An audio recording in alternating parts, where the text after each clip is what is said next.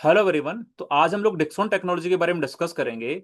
जैसे आप लोगों को पता होगा कि क्वार्टर 3 के अंदर इस कंपनी ने केवल 2 से 3% का रेवेन्यू ग्रोथ यहाँ पे डिलीवर किया है।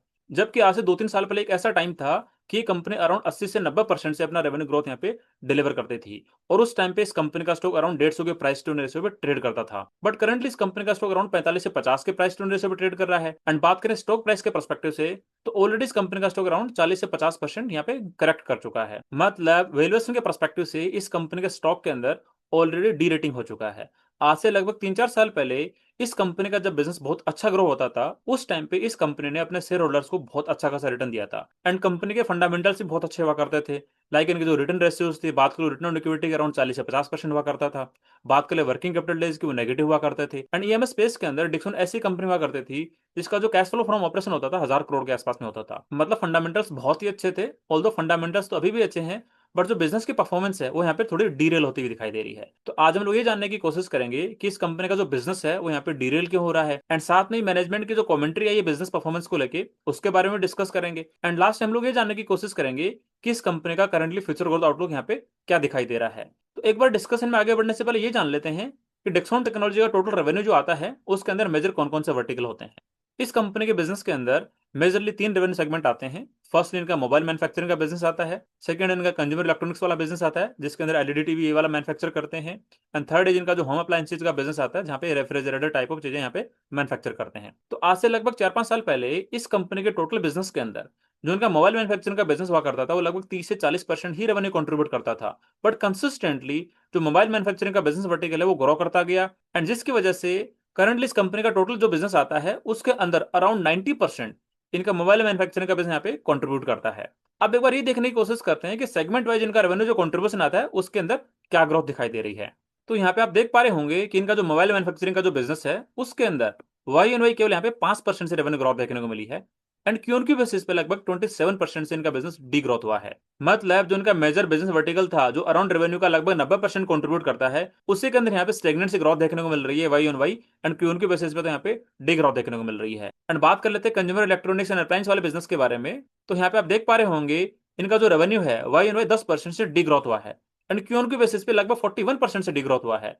एंड ये वाला सेगमेंट यहाँ पे करंटली टोटल बिजनेस का लगभग 5 से 6% कंट्रीब्यूट करता है। मतलब इस वाले सेगमेंट के अंदर भी यहाँ पे रेवेन्यू का डी ग्रोथ हुआ है। एंड बात कर लेते हैं होम अप्लायंस वाले बिजनेस सेगमेंट के बारे में। तो यहाँ पे आप देख पा रहे होंगे कि वाई ऑन वाई इस बिजनेस वर्टिकल के अंदर यहाँ पे 13% का रेवेन्यू ग्रोथ देखने को मिला है। And Q on Q basis पे यहाँ पे लगभग 17% से डी ग्रोथ हुआ है। एंड ये वाला बिजनेस वर्टिकल यहाँ पे करंटली टोटल रेवेन्यू का मात्र 3% कंट्रीब्यूट करता है। मतलब मोबाइल मैन्युफैक्चरिंग के अलावा जो दोनों बिजनेस वर्टिकल हैं वो दोनों मिला के यहाँ पे लगभग 10% का बिजनेस कंट्रीब्यूट करते हैं। अकेला मोबाइल मैन्युफैक्चरिंग का बिजनेस यहाँ पे 90% रेवेन्यू कंट्रीब्यूट करता है। एंड उसी सबसे बड़े वर्टिकल के अंदर यहाँ पे रेवेन्यू ग्रोथ देखने को नहीं मिल रही है। उसकी वजह से जो इनका ओवरऑल रेवेन्यू ग्रोथ है उस रेट से डिलीवर नहीं हुआ है जिस रेट से पहले डिलीवर हुआ करता था। अब एक बार ये डिस्कस करने की कोशिश करते हैं कि अचानक से ऐसा क्या हुआ जिसकी वजह से इनका रेवेन्यू ग्रोथ यहाँ पे अच्छे से नहीं हो रहा है। तो आप लोगों को पता होगा कि डिक्सन के टोटल बिजनेस के अंदर लगभग 40 से 45% बिजनेस यहाँ पे मोटरोला से आता था।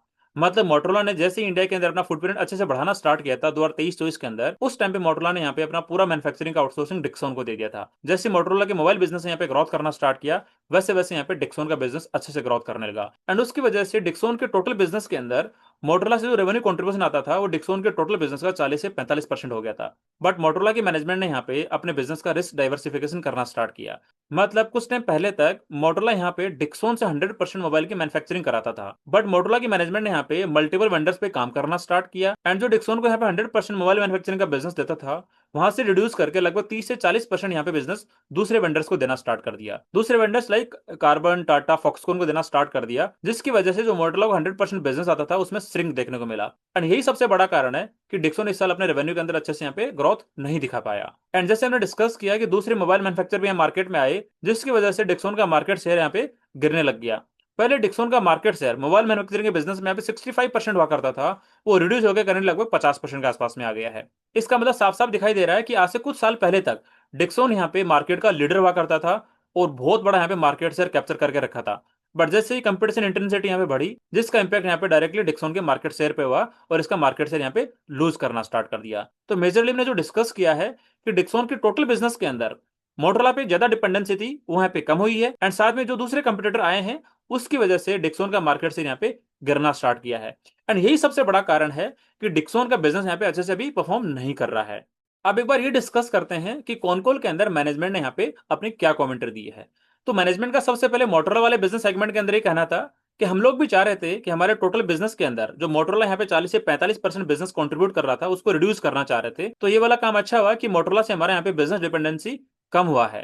एंड सेकेंडली मैनेजमेंट का ये भी कहना था कि जो मोबाइल इंडस्ट्री की मार्केट है ये वाई एन वाई लगभग यहाँ पे 7% से श्रिंक करी है। उसके पीछे एक रीजन भी दिया है कि जैसे आप लोगों को पता होगा कि मोबाइल के अंदर जो मेजर कॉस्ट होती है वो यहाँ पे चिप वाले पार्ट की कॉस्ट होती है, मेमोरी वाले पार्ट की कॉस्ट होती है, जो लगभग यहाँ पे टोटल मोबाइल की कॉस्ट का लगभग 25 से 30% यहाँ पे कंसिडर होता है। तो जो चिप और मेमोरी मैन्युफैक्चर करने वाली जो कंपनीज हैं लाइक सैमसंग है, माइक्रोन है, तो इन कंपनीज ने जो इनकी मैन्युफैक्चरिंग कैपेसिटी है उसको डायरेक्टली जो एआई और डेटा सेंटर वाली कंपनीज है उनकी तरफ शिफ्ट करना स्टार्ट कर दिया। उसकी वजह से क्या हुआ है, जो मेमोरी और चिप की जो कॉस्ट है वो यहाँ पे 20 से 30% से इन्फ्लेट कर गई है। तो उसकी वजह से शायद अपकमिंग क्वार्टर्स के अंदर जो मोबाइल ब्रांड्स हैं यहाँ पे अपने प्राइसेस को इंक्रीज कर सकती है। अदरवाइज उनके बिजनेस में अच्छा खासा यहाँ पे मार्जिन प्रेशर देखने को मिल सकता है। एंड साथ में मैनेजमेंट ने ये भी बताया है कि मोबाइल मैन्युफैक्चरिंग के लिए काफी सारा हमें रॉ मटेरियल जो इंपोर्ट करना पड़ता है उसकी कॉस्ट यहाँ पे ज्यादा बढ़ गई है, बिकॉज यहाँ पे रुपये डिप्रिसिएशन हो गया है। एंड साथ में एक और पॉइंट यहाँ पे पता चला है कि जो पीएलआई स्कीम है गवर्नमेंट ऑफ इंडिया की तरफ से मोबाइल मैन्युफैक्चरिंग को लेके, वो यहाँ पे FY 26 के अंदर एंड होने जा रही है।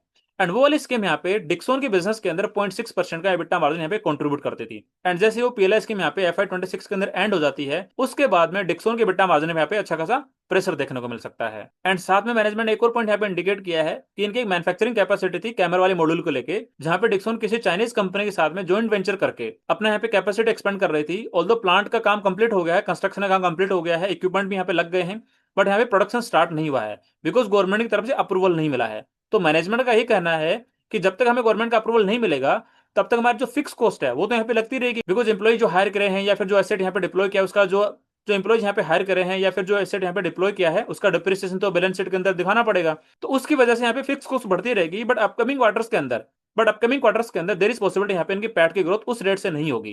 एंड लास्टली मैनेजमेंट से जब पूछा गया कि आपका जो रेवेन्यू ग्रोथ का गाइडेंस था FY 28 को लेके कि आप लोग 1 लाख करोड़ का यहाँ पे रेवेन्यू अचीव करने वाले थे, उस पे क्या स्टेटस है, बिकॉज बिजनेस के अंदर इतने सारे हेडविंड चल रहे हैं। तो उनका जो रेवेन्यू ग्रोथ का गाइडेंस था लगभग 35% से ग्रोथ करने का, उस पर जब स्टेटस पूछा गया तो मैनेजमेंट का ये आंसर था कि हमारी मैन्युफैक्चरिंग कैपेसिटी यहाँ पे रेडी हो गई है, हम लोग गवर्नमेंट के अप्रूवल का इंतजार कर रहे हैं। ऑल्दो हमारे जो 1 लाख करोड़ रुपए के रेवेन्यू का जो टारगेट है वो डेफिनेटली अचीव होगा FY 28 में, नहीं तो FY 29 में डेफिनेटली अचीव होगा। ऑल्दो रेवेन्यू का गाइडेंस इन्होंने कट नहीं किया, बट आप ये देखो जब FY 29 के अंदर अचीव होगा, FY 30 के अंदर अचीव होगा, तो इनके रेवेन्यू की ग्रोथ रेट यहाँ पे रिड्यूस हो जाएगी।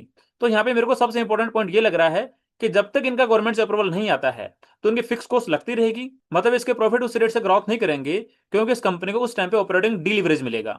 एंड साथ में इनके जो फ्यूचर रेवेन्यू की विजिबिलिटी है उसकी टाइमलाइन यहाँ पे थोड़ी और पोस्टपोन होती जा रही है। मतलब जो रेवेन्यू की ग्रोथ रेट होगी वो 35% ना होकर देर इज पॉसिबिलिटी 25-30% के आसपास में हो सकती है।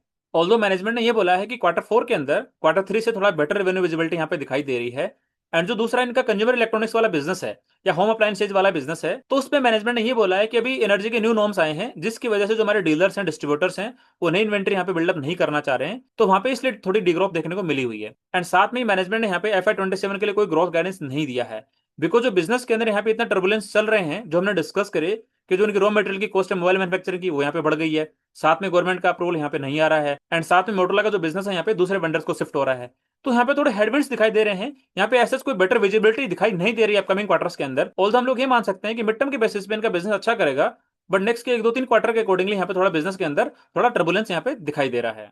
अब एक बार इस कंपनी का जो फ्यूचर ग्रोथ आउटलुक है उसके बारे में मेरी तरफ से थोड़ा कमेंट रख देता हूँ। तो यहाँ पे आप देख पा रहे होंगे कि बिजनेस में इस तरह से टर्बुलेंस चल रहा है, तो मेरे को यहाँ पे न्यू टर्म के अंदर बिजनेस की ग्रोथ पे थोड़ा क्वेश्चन मार्क खड़ा हो रहा है। ऑल्दो इस कंपनी के स्टॉक के अंदर वैल्यूएशन की तरफ से डी रेटिंग हो गया है, मतलब करंटली 45 से 50 के प्राइस टू अर्निंग रेशियो पे इसका स्टॉक ट्रेड कर रहा है, बट न्यू टर्म के बिजनेस ग्रोथ के अंदर यहाँ पे विजिबिलिटी दिखाई नहीं दे रही है। तो मेरे अकॉर्डिंग करंटली इस कंपनी का स्टॉक मेरे को यहाँ पे थोड़ा रिस्क नजर आ रहा है। मतलब जो हाई रिस्क इन्वेस्टर्स हैं उनका मैं कुछ नहीं कह सकता, बट यहाँ पे जो थोड़ा सेफ प्ले करना चाहते हैं तो एक बार बिजनेस के अंदर विजिबिलिटी आ जाए उसके बाद एक बार दोबारा डिस्कस कर लेंगे, दोबारा रिव्यू कर लेंगे कि कोई अपॉर्चुनिटी यहाँ पे बन रही है या फिर नहीं बन रही है। एंड साथ ही मैं तो ये कहना चाहूंगा कि अपकमिंग क्वार्टर्स के अंदर देर इज पॉसिबिलिटी इनका जो बेटा मार्जिन है उस पर यहाँ पे प्रेशर देखने को मिल सकता है, बिकॉज पीएलआई स्कीम से जो इनको बेनिफिट आ रहा था वो यहाँ पे FY 26 के बाद खत्म हो जाएगा। एंड साथ में जो रॉ मटेरियल के प्राइसेस है वो भी यहाँ पे इंक्रीज हो रहे हैं, मतलब अपकमिंग क्वार्टर्स के अंदर मार्जिन पे यहाँ पे प्रेशर देखने को मिल सकता है। कुछ कुछ बड़ी रिसर्च एजेंसी ने तो यहाँ पे ये रिपोर्ट निकाली है कि अपकमिंग क्वार्टर्स के अंदर इस कंपनी का जो वर्किंग कैपिटल डेज यहाँ पे नेगेटिव होता था वो यहाँ पे पॉजिटिव हो सकता है, और लगभग 20 से 30 दिन तक इनका वर्किंग कैपिटल डेज यहाँ पे पहुंच सकता है। तो मैं तो इन सब ये कहना चाहता हूँ कि एट मोमेंट करंट टाइम पे डिक्सॉन की बिजनेस की ग्रोथ को लेकर यहाँ पे मेरे को क्वेश्चन मार्क दिखाई दे रहे हैं, तो जब तक हमें सर्टेनिटी ना मिल जाए, जब तक हमें क्लैरिटी ना मिल जाए, तब तक इस बिजनेस को एक बार मैं थोड़ा अवॉइड करना ही प्रीफर करूंगा। बट जो हाई रिस्क इन्वेस्टर्स हैं उनके बारे में यहाँ पे कुछ कमेंट नहीं करना चाहता। कि जस्ट मैंने मेरा पर्सपेक्टिव शेयर किया है कि मेरी तरफ से कोई स्टॉक रिकमेंडेशन नहीं है। आप लोग अपनी खुद की रिसर्च करना, खुद का एनालिसिस करना, एंड जो आपके इन्वेस्टमेंट एडवाइजर हैं उनसे डिस्कस करके ही डिसाइड करना कि आपको स्टॉक के अंदर इन्वेस्टमेंट करना है या फिर नहीं करना है। एंड यदि आपका कोई डिफरेंट क्वेरी या फिर ओपिनियन है तो कमेंट सेक्शन में पूछना बिल्कुल मत भूलना। एंड यदि वीडियो आपको अच्छा लगा है तो लाइक जरूर करना एंड चैनल को सब्सक्राइब करना बिल्कुल मत भूलना। कि कुछ ऐसे ही मैं हाई ग्रोथ करने वाली कंपनीज के क्वार्टरली रिजल्ट का एनालिसिस करके वीडियो बना के यहाँ पे अपलोड करता रहता हूँ, जो आप लोगों को हेल्प करेगा आपके पोर्टफोलियो को रिस्ट्रक्चर करने में। तो ठीक है, आज के लिए इतना ही, मिलते हैं नेक्स्ट वीडियो में, तब तक के लिए थैंक यू।